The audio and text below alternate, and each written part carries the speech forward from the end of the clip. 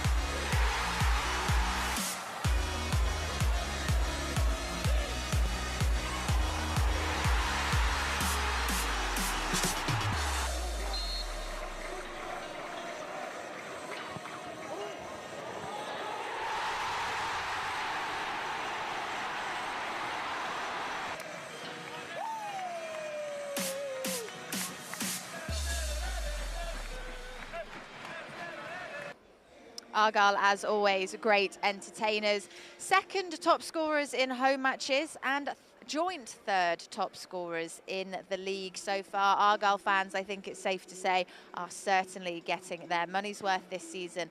And today is the beginning of a very busy schedule of games through to the new year, and Argyle will want to continue to perform. Good afternoon, I'm Erin Black and you are watching Argyle TV. This is our pre-match show before everything kicks off at 3 p.m. with Sunderland in the Sky Bet Championship. We've actually got 10 matches over the next 38 days for you here on Argyle TV. So a very busy schedule for us, and a busy schedule, of course, for Stephen Schumacher and his side. But that is exactly what we signed up for when Argyle gained promotion to the Championship. And we are, of course, loving every moment of it. Commentary from Home Park today will be available on Argyle TV from 3 o'clock. You can get your passes, both audio and video, from our website. You don't want to miss that. Between now and then, though, we've got lots of time. Myself and, of course, Ian Stonebridge will be gearing you up, ready for the match. With most of the players having had the last weekend off, Ian, do you think they're going to be fresh, raring to go today? Yeah, they certainly should be, and the benefit of that break particularly for a club like Argyle, it gives the manager and the coaching staff plenty of time to work with the players, to kind of reflect on the recent games and obviously prepare themselves for Sunderland today. Yeah, and of course fans having a little time off from being here at home park. I think everybody will be very excited to get back here today. We've got a nice winter's afternoon for it. I think everybody will be hoping to see some goals. Yeah, they will, and that's what it looks like. Sunderland and Argyle both pretty free-scoring teams, so fingers crossed today we get an entertaining one with Argyle coming out on top. Yeah, I mean Sunderland, equally as attacking as Argyle, so there's, hopefully going to be a little bit of drama on the pitch for both fans to enjoy, but ideally for us to enjoy more. Yeah, absolutely. We've seen plenty of goals here this season, as we said. Some memorable games amongst that, and yeah, we definitely hope that today can be one of those days. Yeah, and Argyle coming out on the right side would be great as well. Yeah, and we know Sunderland promoted the season before last as well, so they'll be familiar with the position that Argyle are in this season, kind of as the freshly promoted team. But maybe have had a little bit more time to settle down and get used to the pace of this league. Yeah, clearly Sunderland, I think, were always thought of as a very big club at League One level, and so there was no surprise that they made it back to the Championship, and perhaps no massive surprise that they had such a good season last year. So to see them where they are in the league table now, again, it's to some degree might be expected, but they've had a really good start to the year, and it's going to be a tough ask for Argyle today. Yeah, and we mentioned at the top of the show, Argyle have got a lot of games coming up between now and the new year. They certainly want to get off to a good start now, coming back in off a little break here, and just continue that momentum through into 2024. They will, and as we know, these home games here at Argyle are vital in getting those points on the board. It's a really tough league, as we found out already.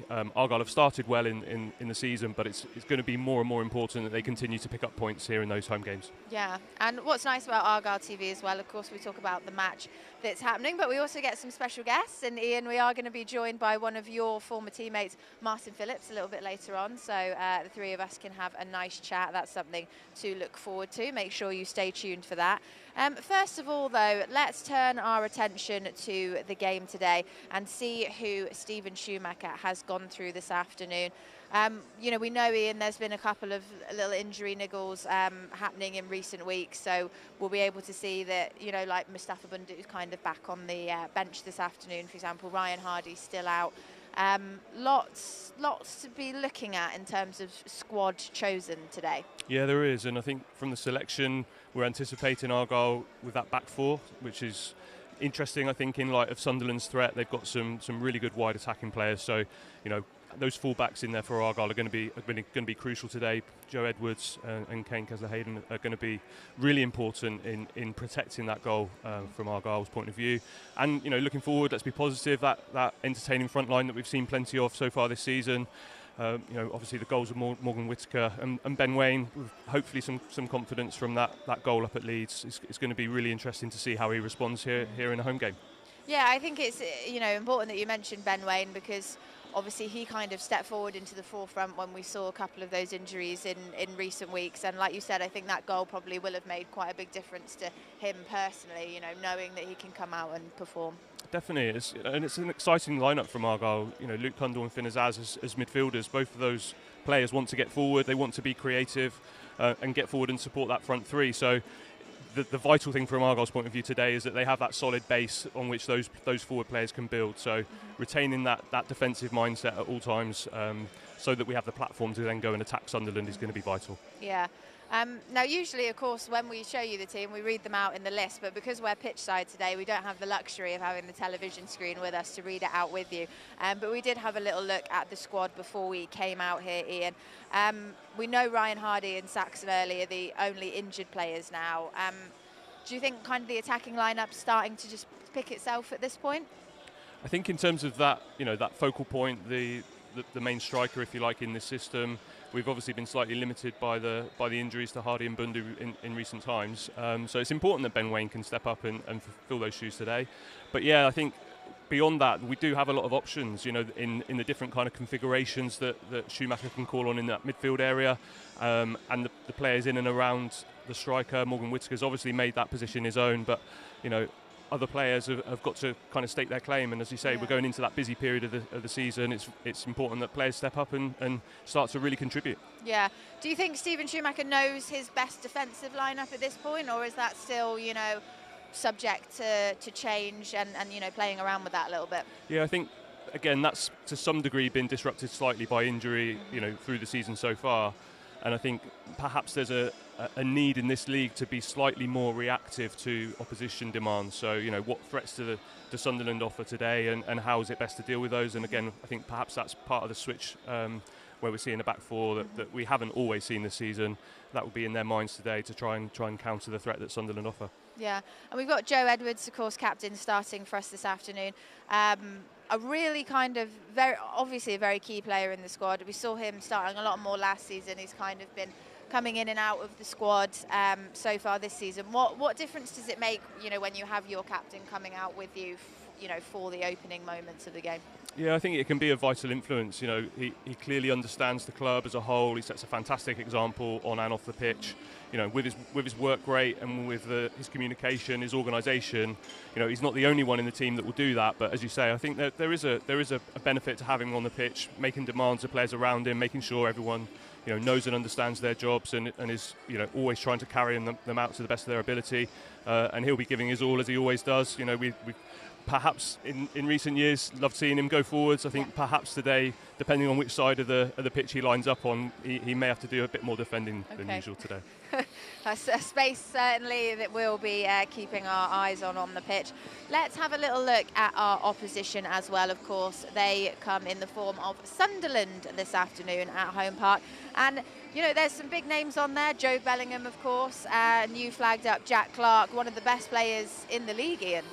Yeah, they've got, to a certain degree, when you see them on paper, it's slightly frightening, but you expect that from a club with Sunderland's resources. As we already mentioned, they've been perhaps further down the leagues than they would have wanted in recent times, but it doesn't change the fact that they've been a well-established Premier League club in recent years when we think about it overall. So, yeah, some of those players, Jack Clark has obviously been really, really productive for them so far this season. Dangerous player, running with the ball, travels with it so well, and is a real threat normally from that left-hand side. Patrick Roberts on the other side, left-footed player, very tricky on the ball, also quite pacey. So again, that kind of contrast between the free-running Jack Clark on one side and Patrick Roberts, slightly more intricate play on the other side. They're really the supply lines for Sunderland that Argyle are going to need to take care about today. Yeah, so I think it's fair to say Sunderland have got quite a strong kind of attacking lineup that Argyle are very much going to need to combat this afternoon. Yeah, they will, and we've talked a little bit about the system that we maybe expect to see so far, but it's Argyle's home game, so let's go and give them some problems going the other way, and I think Argyle's lineup, certainly from an attacking sense, is really exciting, and hopefully we can establish possession in the game, get hold of the ball and get into some areas where we can really hurt Sunderland. Yeah, I mean, we've got Sunderland in the top 6 at the moment, and they've of course won their last 2 matches, and they score lots of goals, but the same as Argyle. So even though we are not in a similarly as strong position in the league as them, Argyle do have the stats behind them still. Yeah, so, I think you'd be certainly more worried at this stage of the season if Argyle had come up and found goals really, really hard to come by, and also been conceding them. As it is, I think it's perhaps at one end has been quite good in terms of goal scoring, and at the other end they'll certainly still be looking to tighten up and try and concede fewer than they have been. So again, if they can make some adjustments and make some progress with those goals in mind, that could be really productive, and hopefully we can start to see Argyle move up the table over this Christmas period. I think this period of games, it's going to be quite an intense month or so, where Argyle, like you said, can be making moves to get. We've seen them get points or, a point, but there's always been that, familiar feeling of Argyle have been doing well, but it's not transferring on the board, and I think that's really what needs to change. It is. It's the step up in level to the Championship, where we know that at both ends of the pitch there's that ruthlessness and that quality that's needed, and Argyle have shown that at various points. The Norwich game here is obviously one that sticks in the mind for everyone. As a day when we were really so clinical, and Norwich really took the brunt of that. And if there can be a few more days, maybe not with as many, well, we obviously hope we can have some more days with as many goals as that, but more days where we're taking the chances that we create and also able to stop that happening at the other end of the pitch. That's going to be, as we say, really important. But at this level, there are players with huge quality, and you do tend to get punished. So it's about really restricting those chances that's going to be important, I think, today. Yeah, and we mentioned, of course, Joe Bellingham here today with Sunderland, brother famously of Jude. Nice to have a Bellingham on the pitch. You know, talented family. Absolutely. Nice to have him on the pitch from an interest point of view, you know, Yes. but perhaps not so nice in that he's been really quite effective for Sunderland so far this season. So again, he's a powerful player. You know, he's obviously got forward and has threatened the goal for Sunderland as well. So he's another thing. Probably Jordan Houghton in the position that he finds himself in today as a defensive midfielder. He might find himself up against Bellingham more often than not. Yeah, but of course, you know, Argyle coming up into this league, they are coming across, you know, some really strong players in the opposition. Jack Clark, you know, another one that you mentioned there, which, you know, while it will prove tricky, it's another fantastic opportunity to play against players, you know, like this, and, you know, develop, you know, their own skills going against them. It is, and that's the beauty of coming up to this level. It's what Argyle have wanted for a number of years. You know, here in the Championship, it's been great fun so far. Argyle absolutely want to stay in this league and then push on and develop from there. So it's vital that when teams like Sunderland come down here, yes, they're a big club, but there's nothing for Argyle to be frightened or scared of today. No. You know, it's home park. We know that we're strong here, so let's take the game to Sunderland and see what can happen. Yeah, I'm sure we will hear the fans. They are slowly starting to trickle into the stadium around us, so it won't be long before the Green Army are very much behind the team when they take to the pitch at 3 o'clock. And as we spoke about, last weekend was the final international break of the year. Only a couple of the Argyle squad were off playing international football. So for many, it was a chance to take a well-deserved little break. Stephen Schumacher explains more. The international breaks come and go, and you know, we try and make the best of them as you can. We've given the players a little bit of time off, a little bit of a breather and a reset, but we know we're running into a huge amount of games now over the next few weeks, and hugely important games as well. So starts on Saturday, should be a good one, up against a really good team. I'm looking forward to it. Yeah, I think we've talked before about the season so far, almost breaking it down into 5, 6, 7 game chunks between international breaks. That's not really something you can do now. But do you still have that sort of mentality? Is there still a chunk that you look at for a certain amount of time, or does it not really apply now? Not really. We don't normally like to work like that. I remember when we were in League One and we didn't get international breaks, and we would never say, oh, over these 5 games we want this amount of points. We sort of try and take each game as it comes. Now, we know that we're going into a really busy schedule. We've got the Christmas period coming up, which is going to be really tough.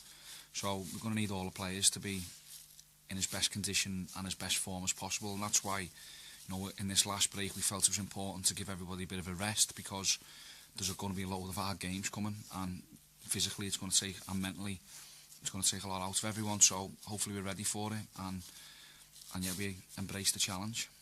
Pretty much every player I've spoken to over the years has always said that they prefer to play as much as possible. You want to play a lot, you want to play into a rhythm. I don't know if you were like that as a player, but are you like that as a manager? Do you enjoy it when it's just so many games that are coming like that?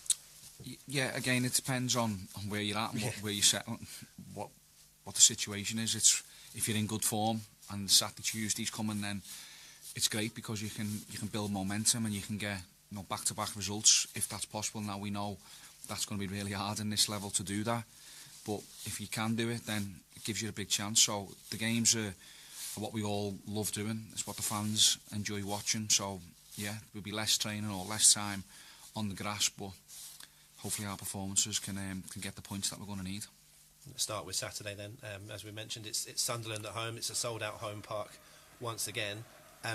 Is it going to be a similar sort of experience, do you think, to the last home game? Middlesbrough and Sunderland feel quite comparable as teams in terms of their size and their position and stuff. Do you envisage it being quite similar? I think it's going to be a really exciting game.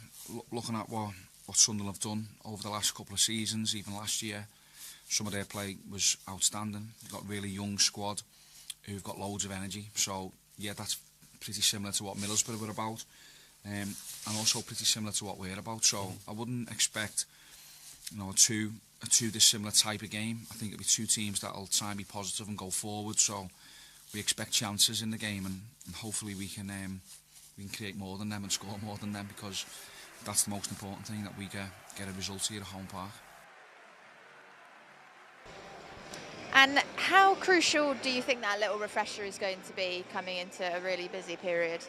Yeah, it's a nice luxury in a way. I don't remember us having that as a player at the level that we were at when I was playing. So it's nice to get that break for the players. Nice to have a few days off, which I think the manager mentioned, to recharge and recover. But then also that time on the training ground without the kind of constant demand of preparing for that next game is good in the broader scheme of things. So, you know, where players have joined and maybe not had opportunities, helping them to understand the tactical system, getting the players to build the relationships together out on the training ground, you know, that can be really important. Yeah, and it is an interesting period that we're about to go into, because as of today, we will have played 8 of the top 10 teams already this season, but only 2 of the bottom 5. So really, it has been a bit of a harder start for Argyle, you know, and maybe that justifies exactly where we are in the table, but then will mean not necessarily that it's going to get easier going in, but it might be a bit more of an accurate reflection of what Argyle are capable of as we now go forwards. Yeah, you'd hope so. It's a tricky one where obviously when the fixtures come out at the start of the season, we know which clubs are big clubs, and in this league there's plenty of them. As the season starts to develop, as you say, the league table starts to shape up, and there's players below us, teams below us where we think, yep, we've got a chance going there. But some of those have kind of gone through or are going through managerial changes, and that also has an impact on the teams. Yeah. And it's hard to predict. You know, you look at Rotherham Leeds last night, they get a good point, and it shows that teams have that capability of surprising clubs. But yeah, in general, as you say, if we've had those tough games so far and we've got some of those winnable games, or on paper those winnable games coming up, that's where it becomes even more vital to pick up those points. At this point in the season, how close do you think Argyle are to getting it all right on paper? Yeah, it's difficult to kind of define that, isn't it, getting it right. I think the manager so far will be pleased with lots of things. You know, we've mentioned already about the number of goals Argyle have been able to create, which is a worry when you step up a level. You know, we've got that shown, we've got that quality, and we've got players who can finish as well, so that's been really productive so far. Equally, I think the thing that they will obviously look to improve is that defensive solidity, you know, and that communication, organisation at the back that means you can win games 1-0 rather than have to score lots and lots of goals to get those 3 points. Yeah, well, players are coming towards us to warm up in the corner of the pitch, so we'll take a little break. You are watching Argyle TV with the Greens taking on Sunderland this afternoon. Plenty more build-up to come. We'll see you in a sec. There's nothing like the start to a new season. The energy, the anticipation, the expectation. You know that buzz in the air. You can feel it. It's going to be our year. It's going to be different this time. It needs to be, for all of us. The emotions of the game get to us all. I know all about that. But whether out on the pitch, in the stands, or on the sidelines, we've all got to do better at all levels. No more surrounding refs, no more abuse, no more intimidation, no more discrimination. Leave the pitch to the players. And those offensive chants, you know the ones. There's never a place for them in the game we love. That beautiful feeling at the start of a new season. Don't ruin it. Let's keep it that way, together. Whether you win, lose or draw, let's make sure that this season is different. We all do it for the love of the game. Let's show our pride and passion in the right way. We all love football, so let's protect the game.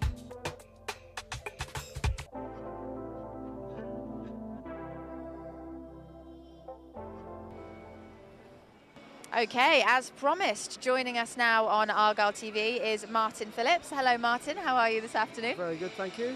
And joined by your former teammate Ian Stonebridge here. Nice for you to have a little catch-up. Yeah, I haven't seen Stoney for a long while, but obviously we were part of the same team and at the club at the same time. So yeah, great to see him. I mean, the two of you playing together does give us an excuse to look back at some of the games from people watching at home. You know, game in particular back from 2001. And Ian, you were saying you both scored in this one? Yes, I guess one of the most memorable moments, certainly for me, and Martin played a big role in creating goals that day and obviously scored one himself as well. So, yeah, fantastic day for Argyle. I think plenty of fans remember that. Winning away up at St James's Park is quite something. So, yeah. Well, Ian, while you've got the mic, what was it like playing with Martin back then? Oh, it was an absolute joy, and I don't just say that because he stood next to me. Stood You know, right he's there. going to kick me in the shins now. Oh, yeah. As a striker, to play with Martin was brilliant. You know, he's such a creative player. You know, I think me and him built up a really good relationship where I'd get the ball into my feet, I'd know exactly where he was out on the wing, give him the ball, and just get in the box because you know that he's going to do his stuff and put a fantastic cross in. And you know, that was what Martin did for so long for Argyle, and it was fantastic to play alongside him. Yeah. See, now I was saying before, me and Ian usually stand on the opposite side, right? Because he's so taller than me, he's got to go on the slope. And my fear is that I'm going to be smacked by a football during this broadcast. But so far it's been good, but I am vigilant. Martin, how was it for you to play with Ian? And just talk to me a little bit about your time on the squad. I think Stoney's touched on it really. We were part of, we came here at the right time, I think, when the club was going forward a little bit like it seems to be doing now. Yeah. To play with Stoney, like he says, I knew what he was going to do. So it makes it really easy to know that when you've got the ball, you've got Stoney showing for you, that you can roll it into him and you can trust him, and then he'll get it back to you at the right times, and you know, and the same with Mickey and some of the other players at the time. But with Stoney, I had a particularly good connection. I knew what he was going to do. I think he knew what I was going to do, and you know, we had some really great times here playing and some really nice moments as part of the squad. But you know, yeah, it was great. It was brilliant. Really enjoyed it. Yeah, nice little bromance you've got going on there. I like to see it. There's been some similarities made between your team back then and the current team we've got, you know, at the minute. Why do you think it went so well, you know, as a whole squad? I think there was Horst Sturrock organised us really, really well. Brought in players that I think Stoney complemented my game. David Worrell was behind and he would complement that. Stevie Adams was inside. David, all of those players, you know, worked together and created that team. And I think, you know, we got on a roll that season. And it was a brilliant season to be part of the club because, you know, we finished with over 100 points. There was a real battle with Luton going on. But yeah, I think, you know, when we had a togetherness as a group, but also we all knew what we were doing and we all knew how we were going to go about it, and you know, from that we gained the success to move the club upwards, which was great. And you know, nice to walk away from it with such fond memories of a good time.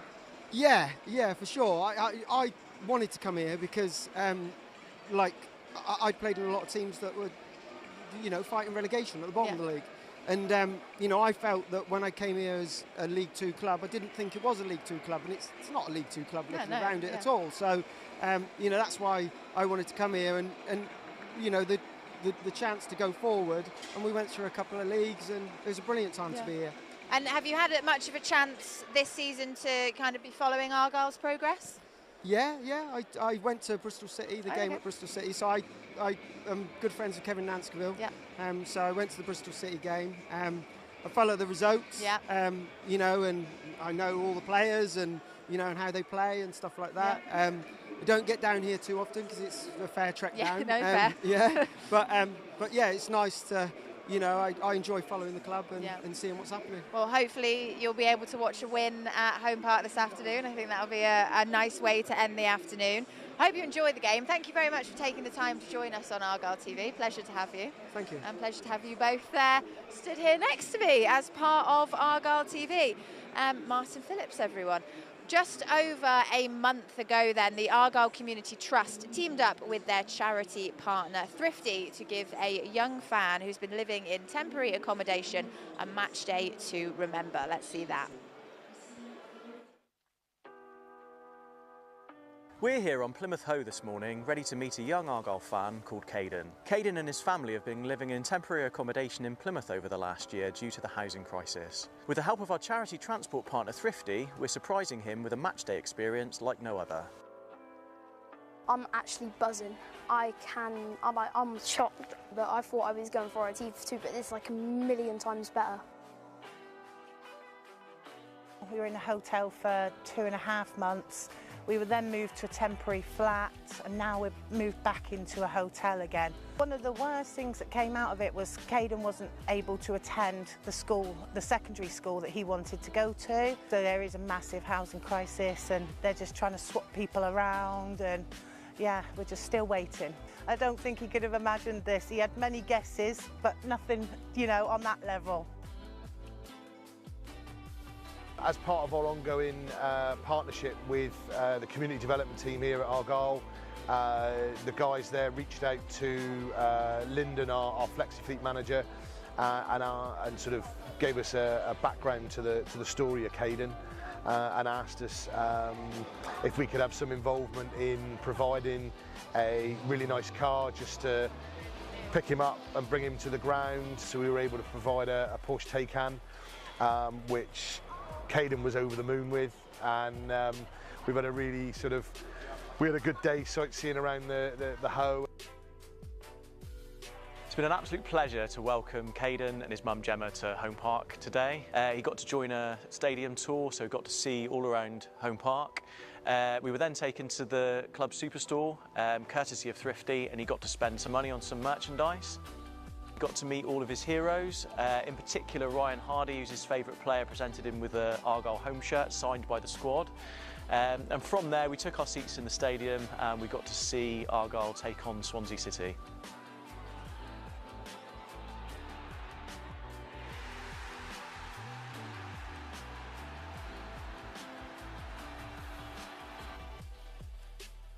It's been great to collaborate with Thrifty. We've already been involved with Thrifty with some great projects in the community, and to collaborate with them today and give Caden a day to remember has just been fantastic.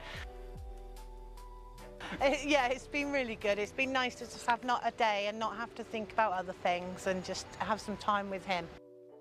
Favourite part about today? Probably meeting all the players and getting my top with all of the names on it. Yeah, it was actually a really fun day. Probably the funnest I've had in quite a while. Thank you Argyle Community Trust and Thrifty for this brilliant day. That is lovely, and you can see all of the great work that the club does in the community over at argylecommunitytrust.co.uk, so definitely make sure you check that out. And of course, much more to come here on Argyle TV this afternoon as well. Up next, we focus on Sunderland. The away day. A shared passion and commitment.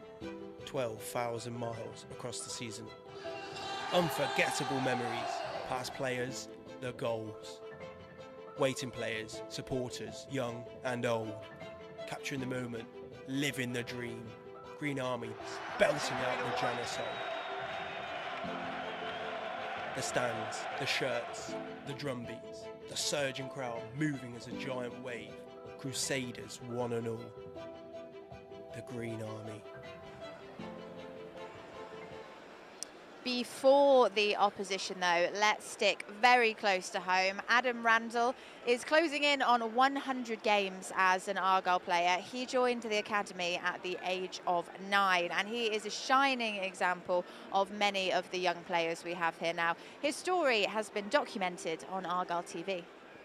The one thing that I wanted when I was growing up was just to be a pro.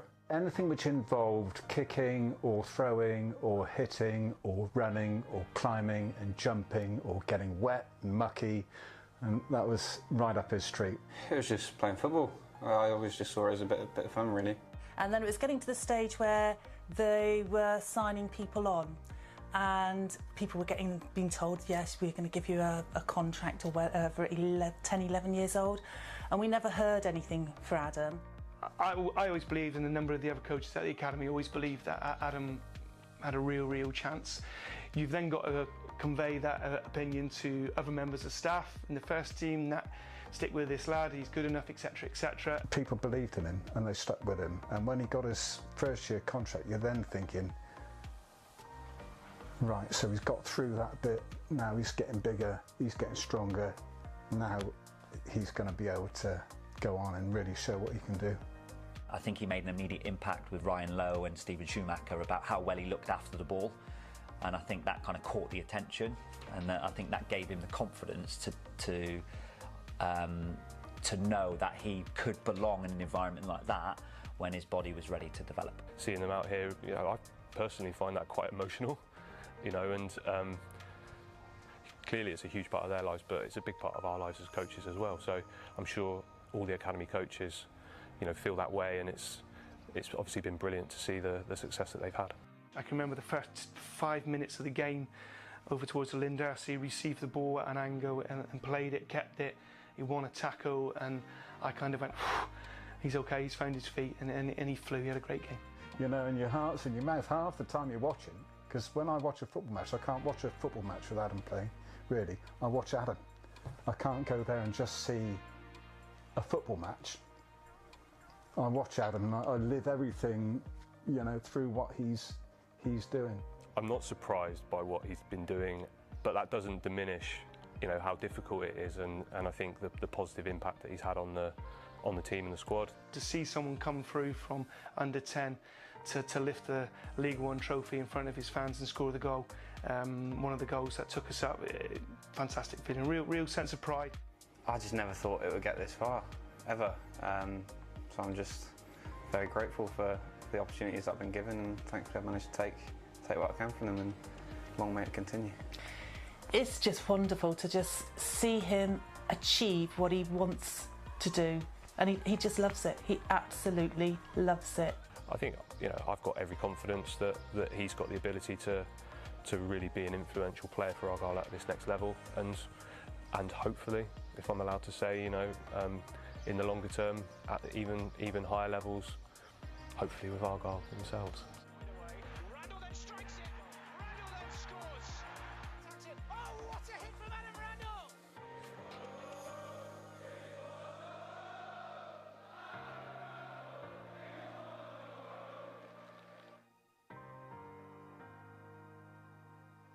You can watch that documentary in full on Argyle TV. And Ian, you were a pretty big part of that film and a big part in Adam's development. How happy are you to see, where he started it and where he is now? Yeah, it's really pleasing, and I know lots and lots of the coaches in the academy. There's lots of people that were involved in his development. I was fortunate to work with Adam, I think, when he first joined the academy, as a 10 or 11-year-old, and yeah, it was a joy to work with. Pleasure to work with as a coach. Very an intelligent player, as you can see in his game now, always willing to learn, take things on board, but come up with ideas and things for himself as well, which is fantastic for a young player. So no, it's brilliant for the whole academy to see him out on the pitch, and to have him approaching that 100-game milestone is a huge achievement. I mean, he's very much Argyle through and through, and how much of a key player is he already, and how much more do you see him kind of becoming a real integral kind of part of the team as his career progresses here? Yeah, I think he already is to a certain degree. He has high standards and high expectations of himself, which again is a great quality in a young player as well. So I have every confidence that he's got the quality and the ability to play at this level and to be really influential for Argyle at this level. And I think that's something that Argyle will need. As we go across the season, as you said, we're approaching a busy period. So whilst he's not starting the game today, we'd expect him to play a part in the game, and he'll be really important for Argyle through this busy period that's coming up. Yeah, I mean, he's playing a slightly different role now too in the team, but making an impact from the bench when he starts, which is also so vital that, he's showing this adaptability and showing just such a drive and a willingness to deliver, whether he's there from minute one or brought on. Definitely. I think perhaps the flexibility in Argyle's formation and the tactical approach they're taking this year has meant that he's been asked to fulfil some different roles. He can be a threat on the opposition goal, and I think he's shown that. Great quality in set piece delivery and the way he strikes the ball. So I really like seeing him when he's in those a slightly more advanced role, and he can really impact the game from a creative point of view, and as I said, get those shots in, because we've seen him do that to great effect over recent times. Yeah, well, love that, and long may his career at Argyle continue to flourish. Now that we are about 20 minutes away from kick-off, let's turn our attention to Sunderland, the opposition for this afternoon. They've had another great start to this championship season. Having been promoted 2 years ago, they missed out on promotion via the playoffs last season and have already made a strong start this time around. their manager, Tony Mowbray, feels that Argyle do have the quality to replicate what his side has done. He's also scored 6 against Norwich. Drew 3-3 with Middlesbrough, beat Blackburn 3-0. You know, Blackburn are a top team. It's yeah, they've had some really good results at home, particularly, and scored lots and lots of goals. I think they're in the top 3 in goals scored in this division. So we have to be very mindful that they can give you lots of problems when they're on the ball. They've lost probably too many goals for their liking, but you know, if as you look at the game, you would think there's going to be goals in it because they score a lot of goals at home, and our record away from home is okay. And so you know, we're looking forward to the challenge of it. It's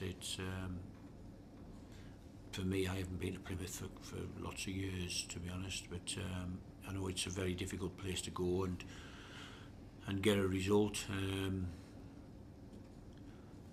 Yeah, and their results suggest that they're good. I've been watching them this week. You know, I think they've got some good players and they've got some good wide attackers. They play the ball through the lines well. They transition well from defensive position to attacking very quickly, and they're a dangerous team. So we have to be mindful of all of those things. And if we're at our best, hopefully we can go there and give them some problems.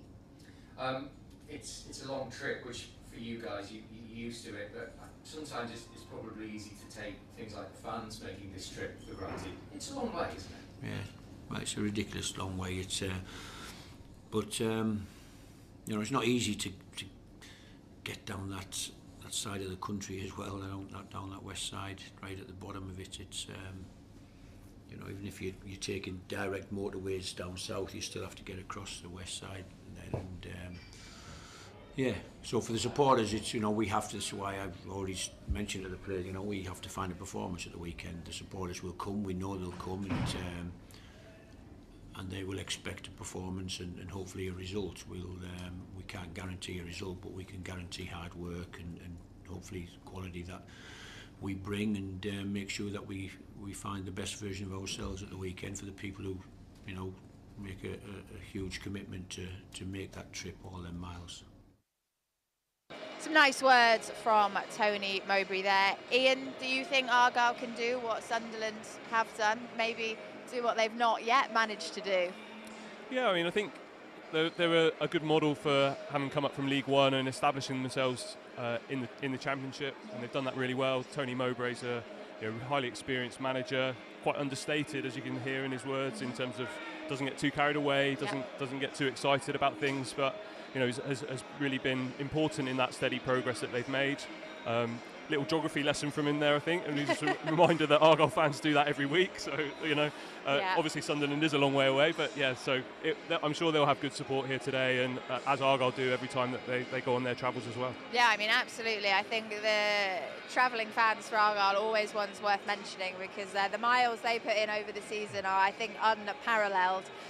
Sunderland do seem to be one of the stronger teams so far this year. I mean, they beat Birmingham in their last game, unbeaten in 3, and lost 2 of their last 3 away games, Ian. So, you know, it's not all roses over on their side. No, it's not. And we said earlier about, you look at the result Rotherham got last night, and the capability in this league is that lots of teams can beat teams when it's unexpected.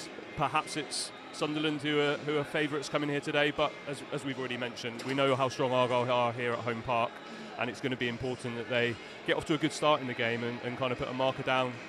Let's try and get on the ball and retain possession of it and create something nice and early to get the crowd really behind the team and see what can happen from there. Yeah, I mean, I'm sure you can probably hear in the background the crowd are very much already behind Argyle before the match has even started, and we are getting closer and closer to kick-off.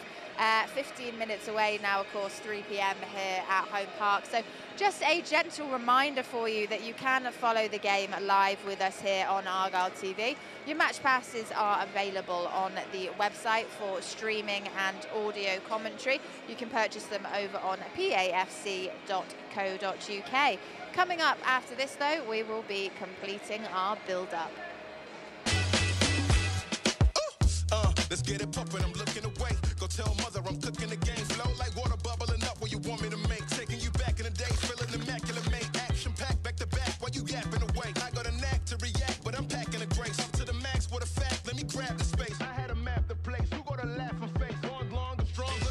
stack full of hate. It goes on and on, way to the back of the bank. This phenomenon's on, I don't even have to say. I'm where I belong, this not back in the, you know.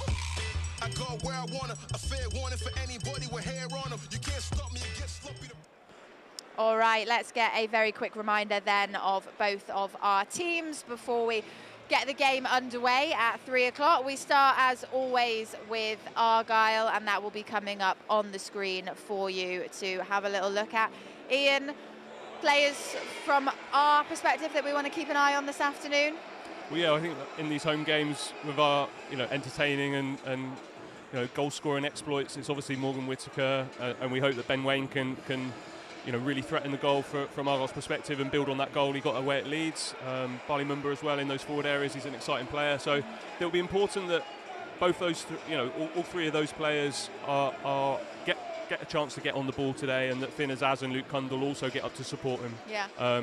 They're going to need those players in forward areas, but that strong base from Argyle's point of view today, Jordan Houghton in central midfield, and then the back four are going to be vital in making sure Argyle can get something out of this. Yeah, and you spoke earlier on about Ben Waine, and hopefully he'll be able to continue on, some of the good work we've seen him do with that goal in the previous game. Absolutely, as a striker, that confidence that you get from scoring can't be understated. He'll be feeling really good after that. It's great, even though he didn't start that game, came up to come on a sub and get on the score sheet. However that happens, it's fantastic as a striker, and again, he's got no major pressure going into today's game, just to get out there and get himself in and around the goal, because Argyle will create chances. Yeah. If he can be on the end of them and one of them ends up in the goal again, that confidence can really boost players up, and we'd love to see that for him today. Yeah, absolutely. Let's look at Sunderland's team as well. Of course, that will be coming up on screen for you to have a look at.